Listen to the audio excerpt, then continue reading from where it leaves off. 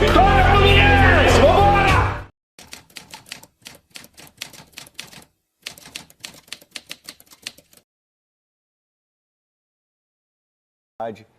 Ele aproxima e facilita a tomada de decisão, decisão dos atletas. Para o entendimento do torcedor também é mais fácil. O torcedor dificilmente vê um cara que é o camisa 10, né, que já por natureza, desde as peladas, o camisa 10 tem que fazer tudo no jogo. Se ele vê um camisa 10... A gente fez essa pergunta aqui para o Abel do Palmeiras. E o Abel deu exemplo. Eu falei para o Abel do Palmeiras sobre o jogo de posição no Brasil, ele falou sobre o Barbieri, e ele deu exemplo do Verón, que era um menino, e ele fala: Pedrinho, como é que eu vou fazer o Verón fazer movimentos dentro de um quadrante, sendo que ele quer pegar a bola toda hora? Ele não tem paciência, o torcedor não entende, e é isso. Então, assim, aqui no Brasil ainda se exige muito que o cara pegue 30, 80 vezes na bola, mesmo que não produza tanto. Só que o jogo do Diniz, que é um jogo muito particular, ele faz com que o cara pegue muito na bola e produza. Então, Ganso, né?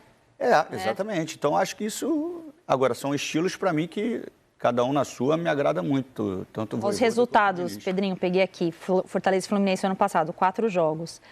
1-0 Fluminense, perdão. Depois um outro 1-0 na Copa do Brasil, 2-2 na Copa do Brasil e depois um 2-1 Fluminense no Brasileiro no retorno. O time que mais incomoda o Fluminense para mim. E eles vão em momentos muito favoráveis das duas equipes para esse jogo. Por isso que é uma partida que chama tanta atenção. O Fortaleza, por exemplo, ele está a 8 jogos sem perder. Ele vem de 6 vitórias e 2 empates. A última derrota do Fortaleza foi para o Ceará na semifinal da Copa do Nordeste.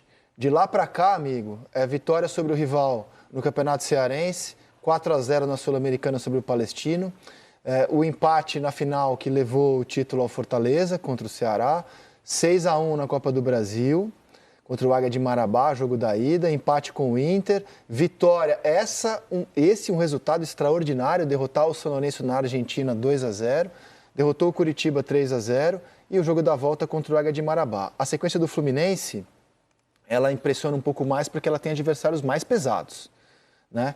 E são 7 vitórias seguidas.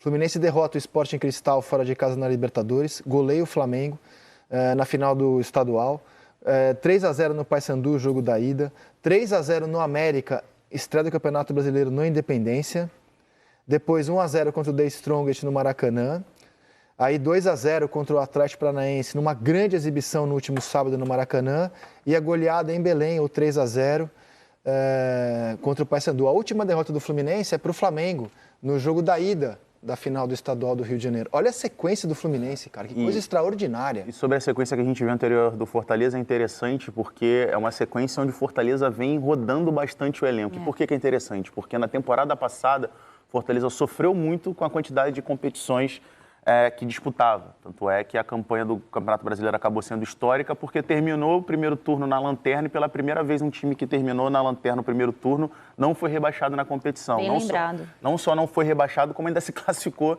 para a Libertadores. Então, para essa temporada, o Fortaleza, ainda assim, com uma quantidade muito grande de jogos, eu fiz o jogo contra o Águia agora pela Copa do Brasil, Fortaleza é o time da Série A do Campeonato Brasileiro que mais disputou jogos esse ano. Se não me engano, são 29 jogos e a gente nem terminou abril ainda.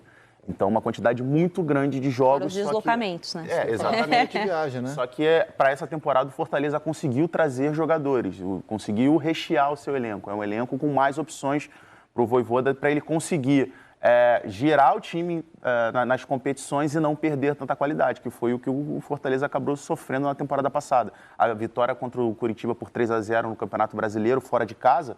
O Fortaleza nunca tinha vencido uma equipe do Paraná jogando na Série A do Campeonato Brasileiro, no recorte dos pontos corridos.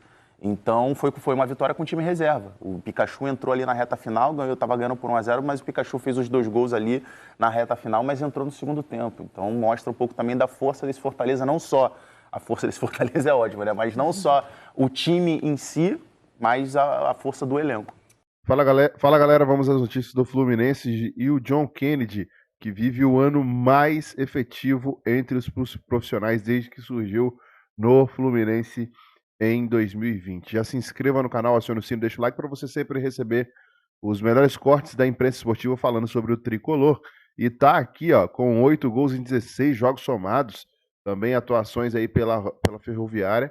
Atacante de 20 anos, vai ganhando mais oportunidade aí com o Fernando Diniz. Tem sido muito importante nos últimos jogos aí para o tricolor. Que sem achado aí do John Kennedy, o número é o dobro do melhor ano do camisa 9, que em 2021 marcou apenas 4 vezes em 22 jogos pelo profissional. Em 2022, John Kennedy não fez nenhum gol pelo profissional, somente na base. Está aqui a tabela: 2020, 7 jogos, 2 gols; 2021, 22 jogos e 4 gols; 2022, 8 jogos e nenhum gol; e em 2023, 16 jogos, 5 pelo Fluminense, 8 gols, 2 pelo Fluminense. Então, 5 jogos pelo Fluminense em 2023 e 2 gols pelo tricolor. Coloca a sua opinião nos comentários, se inscreva, acione o sininho, deixa o like, até o próximo vídeo.